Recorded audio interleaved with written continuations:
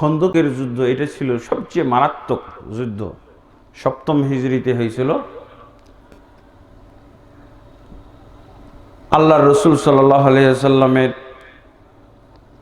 মুমিন বাহিনী শুধুমাত্র মদিনাতেই আছে, আর দূর দূরান্তে কোথাও নাই।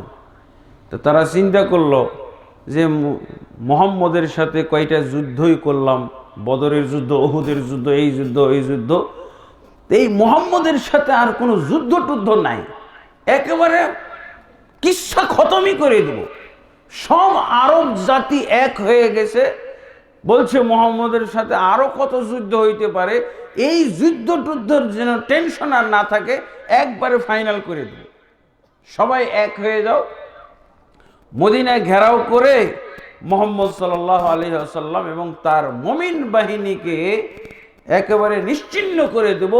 একজনকেও দুনিয়াতে বাঁচিয়ে রাখবো না, একজনকেও রেহাই দিব না, সবকে ধ্বংস করে দেব, আর কখনো যাতে যুদ্ধ না করতে হয়, এই মুহাম্মদের ফেসাদে আর না থাকতে হয়। এই জন্য তারা ফাইনাল চিন্তা করে ফেলল।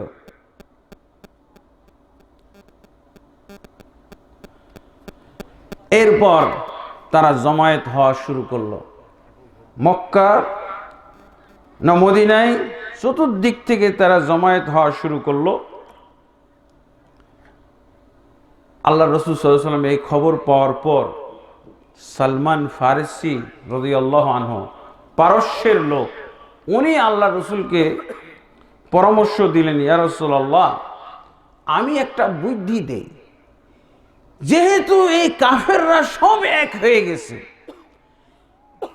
এদের সাথে যুদ্ধে তো আমরা কুলাইতে পারবো না, তবে একটা বুদ্ধি করি, আমরা একটা বড় গর্ত খনন করি, খাল কাটি, এই খাল পার হয়ে যেন তারা মদিনায় ঢুকতে না পারে। এটা দুর্বলের একটা না, দুর্বলের বুদ্ধি।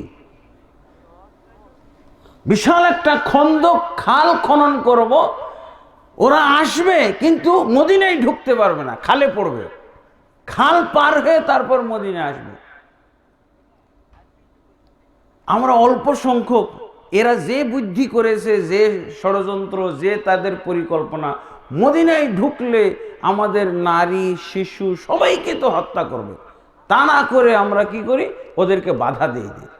আমরা খন্দকের এই পাশে থাকব, আর ওরা ওই পাশে থাকবে, ওরা সহজে আর ঢুকতে পারবে না, ভয়ে খন্দক পার হয়ে আসতে পারবে না। তা আল্লাহ রসুল সাল্লাল্লাহু আলাইহি ওয়াসাল্লাম সেই বুদ্ধিটা গ্রহণ করেছিলেন এবং খন্দক খনন করেছিলেন। এই জন্য এই যে খাল খনন করেছেন, এই জন্য এই যুদ্ধের নাম কি বলা হয়, গাজওয়াতুল খান্দক, পরীক্ষার যুদ্ধ, খাল কাটার যুদ্ধ। আর এটা হলো মুসলমানদের দিক থেকে নাম, আর কাফেরদের দিক থেকে এই যুদ্ধের নাম কি, গাজওয়াতুল আহজাব, যৌথ বাহিনীর যুদ্ধ।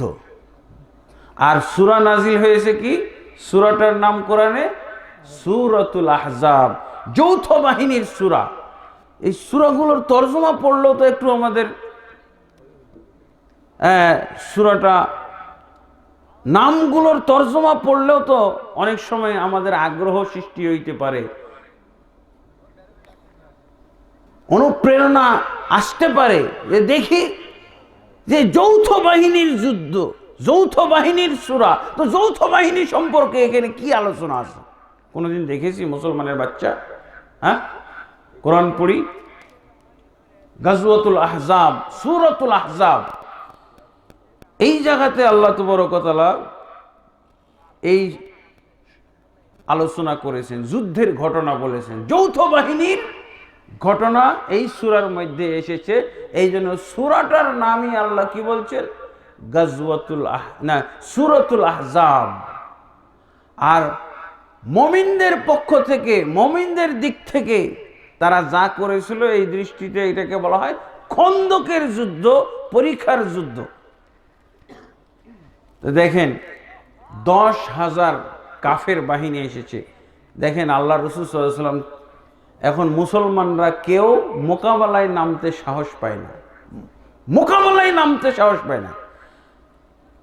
কারণ কি, এত বিপুল সংখ্যক বাহিনী আর কখনো মদিনাবাসী দেখে নাই। এত সেনাবাহিনী, এত অস্ত্রের ঝনঝনানি। আল্লাহ তাবারক ওয়া তাআলা এই যুদ্ধ সম্পর্কে সূরা আহজাবের 9 নম্বর আয়াত থেকে শুরু করে 9 নম্বর আয়াত থেকে শুরু করে আপনারা 13 নম্বর পর্যন্ত পড়বেন। এখানে আল্লাহ কি বলছেন?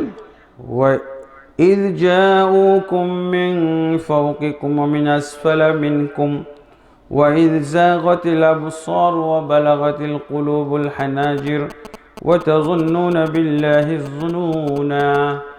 আল্লাহ ঘটনা উল্লেখ করছেন, যখন স্মরণ করো হে মমিনরা, হে মুহাম্মদ এবং হে মমিন সম্প্রদায়, তোমরা স্মরণ করো সেই সময়ের কথা। কি? যখন যৌথ বাহিনী, কাফেরদের, আরবদের যৌথ বাহিনী যখন তোমাদের কাছে আসলো, তোমাদেরকে ঘেরাও করলো। কোথা থেকে? মিন ফাওকিকুম, উপরের দিক থেকে, ওয়ামিন আসফালা মিনকুম, এবং নিচের দিক থেকে। তার মানে পাহাড় ডিঙ্গিয়ে, পর্বত ডিঙ্গিয়ে তারা আসতেছে। তারপরে কি? উপর দিক থেকে, নিচ দিক থেকে। ওয়াইজ জাগাতিল আবসার, আর তখন তোমাদের চোখগুলো বক্র হয়ে গেছে, চোখে স্বাভাবিক কিছু দেখতেছিল না, আতঙ্কের ঠেলায়। মানুষ আতঙ্কের ঠেলায় বলে না, চোখে সরিষার ফুল দেখি। হ্যাঁ, আসলে কি সরিষার ফুল নাকি? দুর্বলতার কারণে, আতঙ্কের কারণে, ভয় ভীতির কারণে এরকম দেখে। তা আল্লাহ বলছে মুমিনদের অবস্থাটা এরকম হয়েছিল। এত সংখ্যক কাফের দেখে তাদের চক্ষু বক্র হয়ে গেছিল। ওয়াবালাগাতিল কুলুবুল হানাজির, এবং তাদের অন্তরগুলো একেবারে কণ্ঠনালী পর্যন্ত পৌঁছে গেছিল, বের হওয়ার উপক্রম। মানুষ কি নিজে নিজে মরতে পারে নাকি? আল্লাহর অনুমতি না হলে মরে। কিন্তু আল্লাহ বলছে তাদের অন্তর, তাদের আত্মা এই কণ্ঠনালী পর্যন্ত উপস্থিত হয়ে গেছে, বেরিয়ে যায় নাই, কারণ আল্লাহর আদেশ নাই, এই জন্য বের হচ্ছে না। কিন্তু এমন আতঙ্ক, এমন তারা ভয়ে বিহ্বল যে এই অবস্থা। ওয়াতাযুন্নুনা বিল্লাহি যুনুনা, এবং আল্লাহ বলছেন যে তোমরা আল্লাহ সম্পর্কে কুধারণা করা শুরু করছো, যে আল্লাহ তুমি যে বলছো যে সাহায্য করব, কিন্তু সাহায্য তো দেখতেছি না। আজকে যে অবস্থা, আল্লাহর সাহায্য আসে কিনা, আল্লাহর সাহায্য প্রাপ্ত হব কিনা আজকে? যদি আল্লাহ সাহায্য না করেন তাহলে তো একেবারে ধ্বংস হয়ে যাব, একেবারে সমূলে ধ্বংস হয়ে যাব, গোটা মদিনাবাসীকে সাফ করে দিবে। তাযুন্নুনা বিল্লাহি যুনুনা। আল্লাহ বলতেছেন যে মুমিনদের অবস্থা এরকম। হুনালিকা ইবতুলিয়াল মুমিনুনা ওয়া যুলজিলু জিলজালান শাদীদা, এবং আল্লাহ বলছেন সেই সময় মুমিনদের একটা বিরাট পরীক্ষা হয়ে গেছে, এবং তাদের অন্তরের মধ্যে ভূমিকম্প তৈরি হয়েছে। অন্তরে ভূমিকম্প, বুঝেছেন? আর মুনাফিকরা তো আবল তাবল বলা শুরু করেছে, এই যে মুহাম্মদের ফাঁদে পা দিয়ে আজকে মরার দশা, আজকে ধ্বংস। কেন যে মুহাম্মদের সাথে সাথ দিয়েছিলাম, কেন যে মুহাম্মদের প্রতি ঈমান এনেছিলাম, আজকে এই মুহাম্মদের প্রতি ঈমান আনার কারণে এত শত্রু তৈরি হলো। গোটা আরব জাহানের শত্রুরা এসে আমাদেরকে এখন ঘেরাও করে ফেলেছে, আক্রমণ করে আমাদেরকে ধ্বংস করে দিবে। মুনাফিকরা আলতু ফালতু আবল তাবল বলা শুরু করে দিল। এরপরে দেখেন আল্লাহর সাহায্য। যেই যুদ্ধে এত হুমকির সম্মুখীন, যেই যুদ্ধে এত ক্ষয়ক্ষতি হওয়ার আশঙ্কা, সেই যুদ্ধে কিভাবে আল্লাহ সাহায্য করতেছেন? আল্লাহ বললেন, যা, তোদেরকে একজনকেও আমি ব্যবহার করব না, আমি যুদ্ধ করব। যেহেতু তোমরা শর্ত পূরণ করেছো, যেহেতু তোমরা আমাকে সাহায্য করেছো, যেহেতু তোমরা ইসলাম যথাযথভাবে পালন করো, যেহেতু তোমরা আমার ইবাদত যথাযথভাবে করো। অতএব আজকে আমি একাই যুদ্ধ করব। কে যুদ্ধ করবে? মুমিন মুসলিম কেউ আল্লাহ যুদ্ধ করতে দেননি। আল্লাহ বলছেন, শুনেন কিভাবে আল্লাহ যুদ্ধ করলেন। ওই আল্লাহ কি এখন আছে না নাই? মারা গেছে? 10,000 কাফের মদিনা ঘেরাও করেছে, আর মুমিনরা মুসলিমরাও মনে করতেছে যে আজকে আমাদের রেহাই নাই, আজকে সব ধ্বংস, আজকে নিশ্চিহ্ন হয়ে যেতে হবে। বলেন, একটা ছোট্ট শহর, মদিনার শহর তখন কি ছিল? বর্তমান যে মদিনার শহর তার চেয়ে মনে হয় 10 ভাগের 1 ভাগ ছিল ওই সময়। মদিনা তখন 10 ভাগের 1 ভাগ ছিল, আর এখন কি 9 ভাগ বেড়ে গেছে। অথচ দেখেন আল্লাহ তাবারক ওয়া তাআলা কি করছেন। ইয়া আইয়ুহাল্লাযীনা আমানু,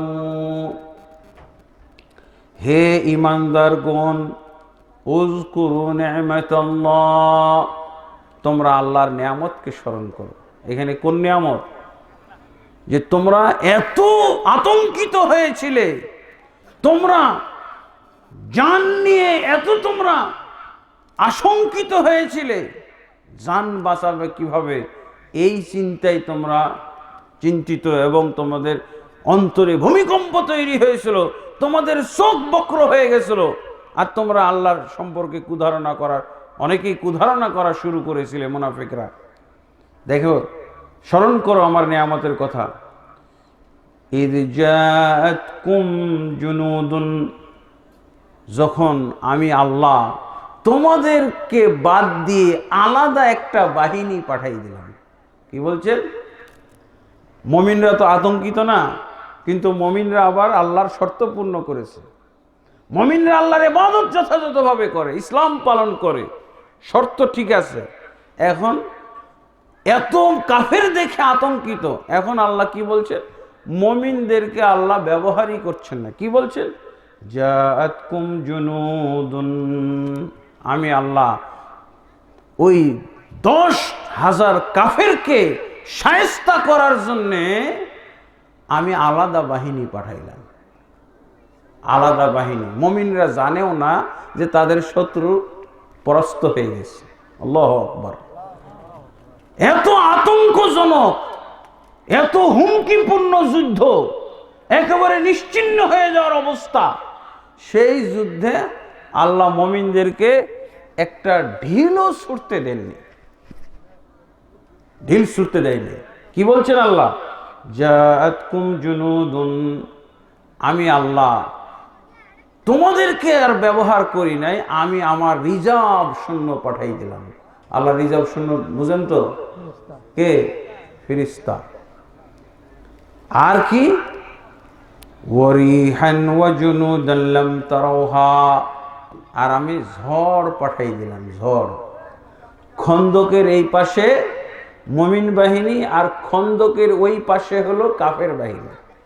ধরেন 1/2 কিলোমিটার বা 1/4 কিলোমিটার দূরে, ওরা খন্দকের 1/4 কিলোমিটার দূরে, আর এরা খন্দকের 1/4 কিলোমিটার দূরে, একটু তো দূরত্ব বজায় আছে। কিন্তু খন্দকের ওই পাশে 10,000 কাফেরের বিরুদ্ধে আল্লাহ কি পাঠাইলেন? ফেরেশতা পাঠাইলেন। বলছে আমি বাহিনী পাঠিয়ে দিলাম। আর একটা কি? ওয়ারিহান, এবং ঝড় পাঠাই দিলাম। ঝড়ে যে কাম ঘটাইতে পারে জানেন এটা? হ্যাঁ, এটার অভিজ্ঞতা নাই? ঝড় গাছপালা সহ উড়াই নিয়ে যায়, পশু পাখি উড়াই নিয়ে যায়, মানুষ উড়াইয়ে নিয়ে যায়। জলোচ্ছ্বাস যখন হয়, ঝড় তুফান হয়, এগুলো ঘটনা। তারপরে গজবের ঝড় হইলে, কাফের ধ্বংস করার ঝড় যদি হয়, তাহলে এই ঝড়ের কাজ কি? এই ঝড়ের কাজ আদর করবে? আল্লাহু আকবার। এই আয়াত সম্পর্কে একটা হাদিস এসেছে, মুহাম্মদ বিন নসর আল মারওয়াজি, তাজিম ও কদরিস সালাত, তাজিম ও কদরিস সালাত, সালাতের মহত্ব, সালাতের মাহাত্ম্য, এই বিষয়ে একটা হাদিসের গ্রন্থ আছে। প্রায় ১,৫০০ পৃষ্ঠার কিতাব, হাদিসের সালাতের মাহাত্ম্য, সালাতের গুরুত্ব, সালাতের উপকারিতা। তো এখানে আছে রাসূলুল্লাহ সাল্লাল্লাহু আলাইহি ওয়াসাল্লাম, এটা তো কোরআনের ঘটনা, কিন্তু আল্লাহ মুমিনদেরকে প্রত্যক্ষদর্শীও বানাইছিলেন। দুই একজন মুমিনকে আল্লাহ রাসূল সাল্লাল্লাহু আলাইহি ওয়াসাল্লাম মিটিং করলেন। খন্দকের ওই পাশে ১০,০০০ কাফের সুসজ্জিত, অস্ত্রে শস্ত্রে সুসজ্জিত। আপনাদের এই গ্রামটার নাম কি? নিমগাছি। এই নিমগাছি গ্রামের মানুষকে মারার জন্য যদি গোটা ধুনট থানার মানুষ আসে, অথবা গোটা বগুড়ার মানুষ যদি আসে, তাহলে কি হবে? আতঙ্কই তো মারা যাবে। কিসের যুদ্ধ? এদের চতুর্দিকে পাইচারি দেখে অস্ত্রের ঝনঝনানি, আর যদি দু একটা যুদ্ধ বিমান সাঁই সাঁই করে উড়াই খালি, এই নিমগাছি, এই যুদ্ধ বিমান থেকে তোমাদের উপরে বারুদ ঢালা হবে, গোলা বারুদ বর্ষণ করা হবে, তো যুদ্ধ করার কারো মন মানসিক থাকবে? আতঙ্কেই তো মারা যাবে। আল্লাহ কি বলছেন? যে তোমরাও এরকম আতঙ্কিত হয়েছিলে, এই জন্য আমি কি করেছি? তোমাদেরকে আমি ব্যবহারই করি নাই, আমি আলাদা ফোর্স নিয়ে এসেছি, আমি আলাদা সেনাবাহিনী নিয়ে এসেছি। রাসূলুল্লাহ সাল্লাল্লাহু আলাইহি সাল্লাম বলছেন, একটা মিটিং ডাকলেন। ওই পাশে কাফেররা ১০,০০০ কাফের, এই পাশে আল্লাহ রাসূল সাল্লাল্লাহু আলাইহি সাল্লাম মুমিনদেরকে নিয়ে একটা মিটিং করলেন, ছোট্ট মিটিং, যে দেখো আমরা তো আত্মরক্ষার একটা ব্যবস্থা করেছি, খন্দক খনন করেছি। এছাড়াও ওরা তো জেনে গেছে, খন্দক তো দেখে নিয়েছে। এখন এই খন্দক টন্দক সব উপেক্ষা করে আবার তারা কোন ষড়যন্ত্র, কোন পরিকল্পনা করতেছে, এটা কিন্তু আমাদের জানা দরকার। কে যাবে? আমি দুই একজনকে পাঠাবো, তোমরা কে যাবে নির্বাচন করো নিজের থেকে। কে জান দেওয়ার জন্য যাবে বলেন তো? ওরা তো মারার জন্য আসছে। আবার আল্লাহ রাসূল সাল্লাল্লাহু আলাইহি ওয়াসাল্লাম বলছেন কয়েকজনকে পাঠাবো। কে কে যাবে রেডি হও। তো কেউ তো মাথা উঠায় না। পরে আল্লাহ রাসূল সাল্লাল্লাহু আলাইহি ওয়াসাল্লাম এত পিড়াপিড়ি করেননি, উনি নিজেই বলেন, হুযায়ফা তুমি এদিকে আসো, তোমাকে আমি নির্বাচন করি, তুমি যাও। তুমি ওই কাফেরদের মধ্যে যাও, কিন্তু ছদ্মবেশে যাও। তুমি মুসলিম হয়ে যায় না, ছদ্ম, যুদ্ধের স্বার্থে ছদ্মবেশ গ্রহণ করা যায়, কাফেরের বেশ গ্রহণ করা যায়। আল্লাহ রাসূল হুযায়ফা রাদিয়াল্লাহু আনহু বললেন যে তুমি ওদের মাঝে যাও, যে তাদের পরিকল্পনাগুলো জেনে আসো, কি বুদ্ধি, কি ষড়যন্ত্র, কি তারা পরিকল্পনা করতেছে। এই যে খন্দক, এই খন্দক উপেক্ষা করেও কিভাবে আমাদের উপরে আক্রমণ করতে চায়, কি কৌশল ব্যবহার করতে চায়, এগুলো জেনে আসো। কারণ আমাদের তো প্রোটেক্ট করতে হবে, আত্মরক্ষার ব্যবস্থা করতে হবে। তো হুযায়ফা রাদিয়াল্লাহু আনহুকে আল্লাহ রাসূল অনুমতি দিয়ে দিলেন, তুমি কাফেরের ছদ্মবেশে চলে যাও, সমস্যা নাই, যেহেতু উদ্ঘাটন করতে হবে। হুযায়ফা রাদিয়াল্লাহু আনহু বলছেন, আল্লাহ রাসূল সাল্লাল্লাহু আলাইহি ওয়াসাল্লাম আমাকে পাঠিয়ে দিয়ে নামাজে দাঁড়িয়ে গেলেন। আল্লাহু আকবার। একটা নিয়ম আছে রাসূলুল্লাহ সাল্লাল্লাহু আলাইহি ওয়াসাল্লামের, কি ইযা হাযাবাহু আমরুন ফাজিআ ইলাস সালাহ। যখন আল্লাহ রাসূল সাল্লাল্লাহু আলাইহি ওয়াসাল্লাম কোনো কঠিন পরিস্থিতিতে পড়তেন, তখন আল্লাহ রাসূল সাল্লাল্লাহু আলাইহি ওয়াসাল্লাম আতঙ্কিত হয়ে সালাতে দাঁড়িয়ে যেতেন, আতঙ্কে সালাতে দাঁড়িয়ে যেতেন। তো হুযায়ফা রাদিয়াল্লাহু আনহুকে আল্লাহ রাসূল বললেন, তুমি যাও ওদের মাঝে, দেখো তারা কি পরিকল্পনা করতেছে, কি ষড়যন্ত্র করতেছে, কি কৌশল তারা অবলম্বন করতেছে, ওগুলো জেনে এসে তাড়াতাড়ি আমাকে খবর দাও, আমাদের মুসলমানদেরকে তাড়াতাড়ি এগুলো সম্পর্কে তুমি অভিজ্ঞতা শেয়ার করো। হুযায়ফা রাদিয়াল্লাহু আনহু গিয়েছেন, আর আল্লাহর হুযায়ফাকে বিদায় করে দিয়েই উনি দেখেই আসছেন যে আল্লাহ রাসূল সালাতে দাঁড়িয়ে গেল। আল্লাহ রাসূল সালাত পড়তেছেন, আর হুযায়ফা রাদিয়াল্লাহু আনহু যেমনই তাদের মাঝে, দেখেন এই যে কোরআনের আয়াত তো বলছে যে আমি আমার পক্ষ থেকে রিজার্ভ ফোর্স পাঠিয়ে দিলাম, তোমাদের ৩,০০০ সেনাবাহিনীর কাউকেও আমি ব্যবহার করি নাই, একজনকে ঢিল ছোড়ানো দায়িত্ব দেই নাই। হুযায়ফা রাদিয়াল্লাহু আনহু বলছেন, যখন আমি তাদের মাঝে ঢুকলাম, ঢুকার সাথে সাথে এই যে আল্লাহ বললেন ঝড় পাঠাইছিলাম, এই ঝড় উনি সচক্ষে প্রত্যক্ষ করলেন। হুযায়ফা রাদিয়াল্লাহু আনহু যে দেখছেন ওদের মাঝে ঢুকার সাথে সাথে ঝড় শুরু হয়ে গেল, কঠিন ঝড়। ঝড়ের এক একটা ঝিটা, একটা যে ঝিটা মারতেছে, এই ঝিটাতে 20 জন 30 জন কোথায় পাখির মতো উড়ে চলে যাচ্ছে, খড়কুটার মতো কোথায় যে চলে যাচ্ছে, কোন সাগরে যে আল্লাহ যে তাদেরকে নিক্ষেপ করতেছে, কোন পাহাড়ের আড়ালে কোথায় নিক্ষেপ। ঝড়ে এতগুলো পাতা টাতা দেখেন না উড়ে কিভাবে, খড়কুটা উড়ে কিভাবে, খড়কুটার মতো কাফের বাহিনী খালি আকাশে উঠতেছে, চলে যাচ্ছে কোথায়, কাগজের মতো পলিথিনের মতো উড়ে চলে যাচ্ছে। হুযায়ফা রাদিয়াল্লাহু আনহু প্রত্যক্ষ করছে।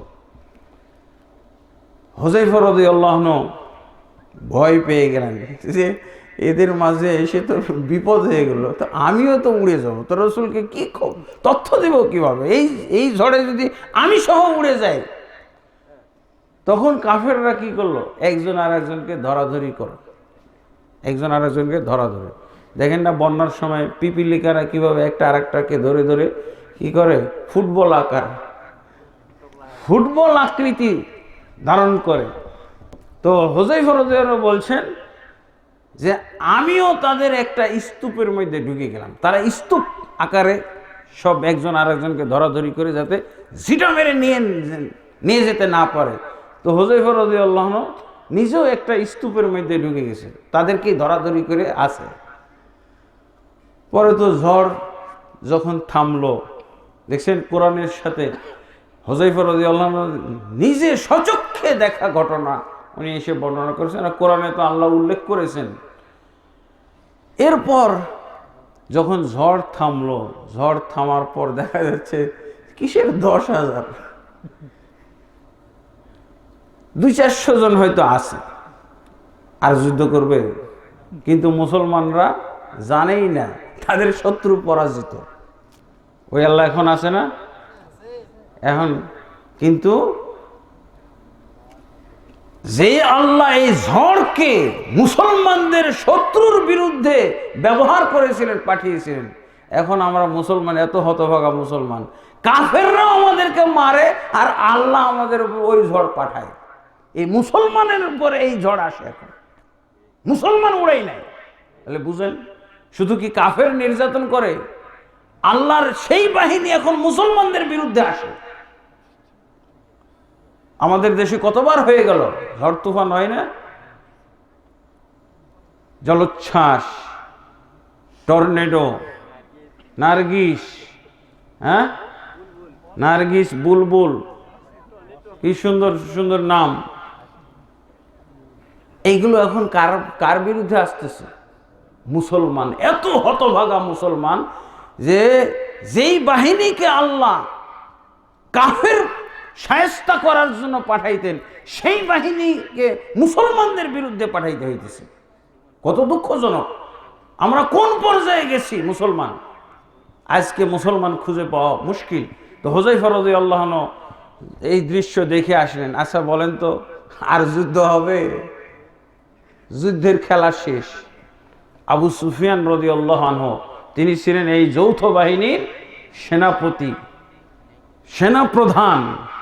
উনি আতঙ্কিত, উনি বুঝে ফেলেছেন, উনি ভাষণও দিলেন যে আমার বাহিনী, সেনাবাহিনী, আমার মনে হয় না যে এই ঝড় স্বাভাবিক কোনো ঝড়, এটা অবশ্যই মুহাম্মদের আল্লাহর পক্ষ থেকে পাঠানো কোনো ঝড় আমাদেরকে ধ্বংস করার জন্য। আমি মনে করি যে আমাদের শিক্ষা হওয়া উচিত, আমরা যে উদ্দেশ্যে এসেছি মুমিনদেরকে, মুসলমানদেরকে নিশ্চিহ্ন করে ফেলবো মদিনায়, আর এই উদ্দেশ্যে এক পা বাড়ানো ঠিক হবে না, না তো যে কয়জন আছে এই কয়জন শেষ। আমি কিন্তু মক্কার দিকে ছুটলাম, মক্কা রিটার্ন। তো সেনাপতি যদি যুদ্ধক্ষেত্র ত্যাগ করে মক্কার দিকে রওনা দিয়ে দেয়, আর কেউ থাকবে? এই দৃশ্য হুযায়ফা রাদিয়াল্লাহু আনহু চোখে দেখে এসে আল্লাহ রাসূল সাল্লাল্লাহু আলাইহি সাল্লামকে বলবেন, উনি এসে দেখতেছেন আল্লাহ রাসূল এখনো সালাত পড়তেই আছে, সালাতের কাজ। আল্লাহ কি বলছেন, ইন তানসুরুল্লাহ ইয়ানসুরকুম, তোমরা যদি আল্লাহকে সাহায্য করো আল্লাহ তোমাদেরকে সাহায্য করবেন। আল্লাহ রাসূল সাল্লাল্লাহু আলাইহি ওয়াসাল্লাম এটা কি ফরজ সালাত পড়ছিলেন? না, এটা হলো নফল সালাত, আল্লাহর সাহায্য প্রাপ্তির সালাত, আল্লাহর সাহায্য পাওয়ার জন্য এই নফল সালাত পড়তেছিলেন। আল্লাহ তাবারক ওয়া তাআলা কোরআনে বলে রেখেছেন, ওয়াস্তাঈনু বিস-সাবর ইয়া আইয়ুহাল্লাযীনা আমানু ইস্তাঈনু বিস-সাবরি ওয়াস-সালাহ। হে ঈমানদারগণ, তোমরা আল্লাহর কাছে সাহায্য চাও সালাত এবং সবরের মাধ্যমে। দেখেন আল্লাহ রাসূল সাল্লাল্লাহু আলাইহি ওয়াসাল্লাম সালাতের মাধ্যমে আল্লাহর কাছে সাহায্য চাইলেন, অথচ আমরা মুসলমান ফরজ সালাতই পড়ি না, ফরজ সালাত পড়ি না। আর সেই যুগের মুসলমানরা ফরজ সালাত তো তারা কল্পনাই করা যায় না, ফরজ সালাত ছাড়া ফরজ সালাত ত্যাগ করা কল্পনাই করা যাইত না।